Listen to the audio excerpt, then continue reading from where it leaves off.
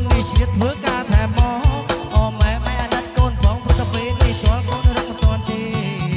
អូម៉ែអើយម៉ែកុំមកខំលើកពេកកូនខំហើយនៅស្ទើរមិនបានទេខំរាល់ថ្ងៃស្ទើរបាយក្របពេកម៉ែកុំមកខំពេកកូនម៉ែទៅដែរទេម៉ែអើយម៉ែអត់អាណិតកូនផងព្រោះតែថ្លៃទឹកដោះលឿនលឿនអ្មេចទេពេលដែលការហើយកូនជាអ្នកសេរីបានមកបាច់ព្រៃទេកូនជាអ្នកដោះស្រាយមិនមែនអត់តែក៏មានស្រីក៏មានចិត្តបងស្មុកកំពុងកំដូចជាទាហាន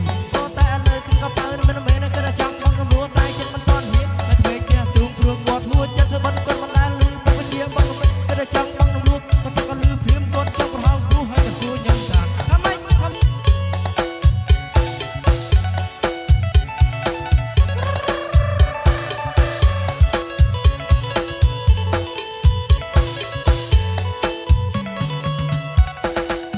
រំលួប្រពន្ធសុំបងមុន50%ចាំដាក់កសិជាមួយអមេក្មេងហើយតែមិនចង់អើយមិនអូនបានទេព្រោះតែពេលនេះទោះកូនរំលំមិនទាន់ទេ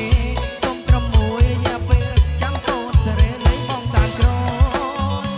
សពប្រមាណទៅខ្ញុំជាអ្នកឲ្យព្រោះតែពេលនេះខ្ញុំត្រៀមរួចហើយទៅសពប្រមាណទៅខ្ញុំជាអ្នកឲ្យតែមិនខែក្រោយគឺខែក្រោយទៀត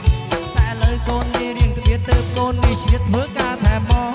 អូម៉ែម៉ែអាណិតកូនផងព្រោះតែពេលនេះស្គាល់កូនរឹកមិនទាន់ទេ